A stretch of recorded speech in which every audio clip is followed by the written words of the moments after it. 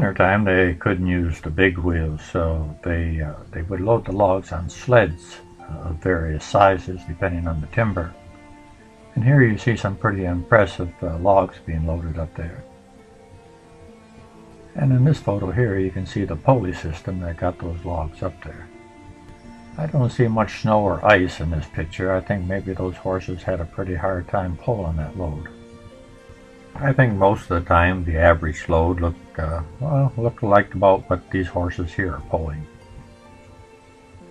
Notice that curved log on the bottom. That's a cedar. The cedars were used to make shingles. And when the loggers came into town, the shingles was used as currency. In 1836, Fort Huron merchants were giving credit to the loggers at the rate of $1.50 per thousand.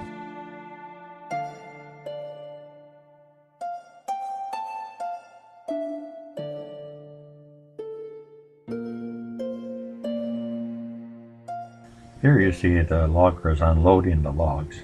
Notice the steam coming off the horses. If Black River is frozen solid enough, the horses go right onto the river and unload the logs there. 4-foot cords of wood also brought credit to the loggers at $1.50 a cord. And then the general stores would either exchange the wood in return for supplies brought in by steamers to Fort Huron or sell it for cash to passing vessels. What you've been looking at is the logging sleds coming back empty. Even the cook got a chance to take a break once in a while.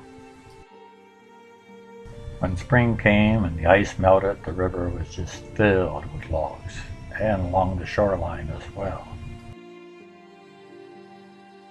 Before winter set in, the loggers would make a wooden dam, or a logging boom they called it, that kept the logs in. And so when springtime came and had all these logs in the river and the ice melted, they would stay within the confined area that they wanted until the river was just where they wanted it. They waited till the snow melted, they waited till the ice melted, and the river was as high as possible so the logs wouldn't get hung up so much.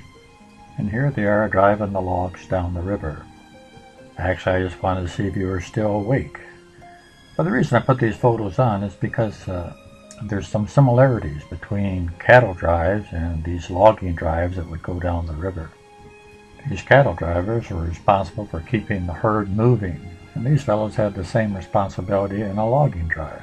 And just like looking for stray cattle, they had to look for the stray logs and the ones that were hung up along the shoreline or on rocks and get them off. And just as cowboys would brand their cattle to prove that they were theirs and to keep other people from stealing them, so did the loggers. They branded each log. The early branding was done with axe marks, very simple. And they could tell from how many X's or how many chops they had to the axe which mill it was from. Later on, the owners used a heavy marking hammer to mark each end of their logs with a special design, a log mark. A log mark let everyone know who owned the log. Each owner registered his mark with the county government. Log piracy was one of the earliest types of industrial crime in Michigan. Log thieves sometimes waited for the spring log drives, and then they pulled choice logs from the river. They cut off the log ends and remarked the logs with their own mark. I was kind of excited when I found this book here, Michigan Log Marks. I thought I could find some local log marks from the different loggers in the area. But unfortunately, it was just the western side of the state. I did find these images that are highlighted in white here, and that middle one is from a Sarnia log mill. That's as close as I could get. The question in my mind was always, how did these log drivers get out to the middle of the river on these logs and stay upright? It wasn't until I saw this next film clip that I realized how they did it and the skill that they had in order to do it, and how dangerous it was. They could easily lose a leg or a foot being crushed by logs in between them. Check out the agility of this fellow here.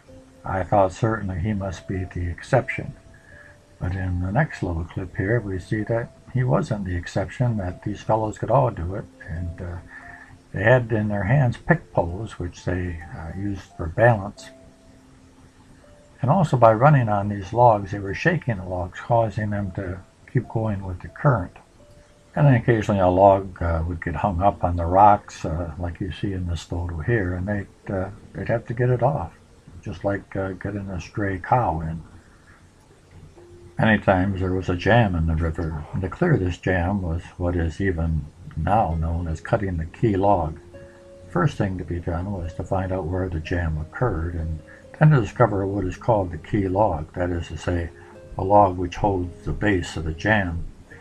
An old experienced river driver is soon on the spot, for the news is soon carried upstream that there's a jam below. Every minute is of consequence as logs are coming down the jam, increasing in strength. The key log being found, there's a cry for volunteers to cut it. Now when you consider that there are some 100 big logs of timber forming a dam, and the instant the key log is cut, the whole fabric comes rushing down with a crush, you will see that unless the axeman gets instantly away, he is crushed to death. There are usually in a camp plenty of men ready to volunteer, for a man who cuts a key log is looked upon by the rest of the loggers just as a soldier is by his regiment when he has done any act of bravery. An eyewitness says this about a key logger cutting the key log. The man I saw cut away a log which brought down the whole jam of logs. He was a quiet, young fellow, some 20 years of age. He stripped everything except his drawers. A strong rope was placed under his arms, and a gang of smart young fellows held the end. The man shook hands with his comrades and quietly walked out on the logs, axe in hand. I do not know how he felt, but I shall never forget my feelings. The man was quietly walking to what was very likely his death. There was a dead silence while the keen axe was dropped with force and skill on the pine log. Now the notch was nearly half through the log. One or two more blows and a crack was heard. The men got in all the slack of the rope that held the axeman. One more blow, and there was a crash like thunder, and down came the wall of timber, to all appearances right on the axeman. Like many others, I rushed to help haul away the poor fellow, but to my great joy, I saw him safe on the bank, certainly sadly bruised and bleeding from various wounds, but safe.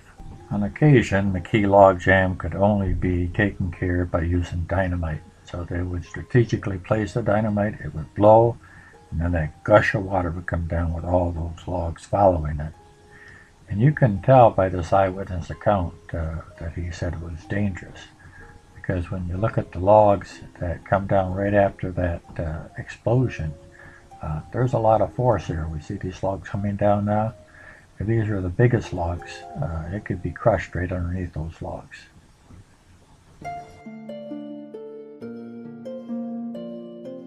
Here we have a statue that was honoring and dedicated to the key axeman. In 1805, there was a tremendous economical boom in the logging industry in St. Clair County, and it was because of a disaster somewhere else, and that somewhere else was the city of Detroit. On the morning of June 11, 1805, the city of Detroit caught fire. The blaze began when a local baker failed to extinguish the ashes when he knocked tobacco out of his pipe.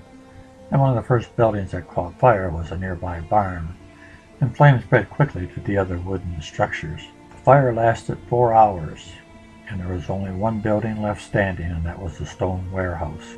St. Clair County, being the closest county, produced all the lumber to rebuild Detroit. The city of Detroit's seal, which is incorporated in their city flag, reflects this disaster. On the left, you'll see one woman with the fire behind her, and the other woman with buildings behind her.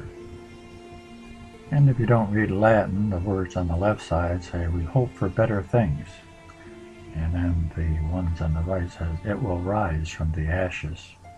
The lady on the left weeps over the destruction of Detroit, while the figure on the right gestures to the new city that will rise in its place. And they still have this flag today. In our next video, we'll look at the logging drive that went to Port Huron. We'll also look at a couple of sluice dams, and then we'll see how they've sent the logs down later on in rafts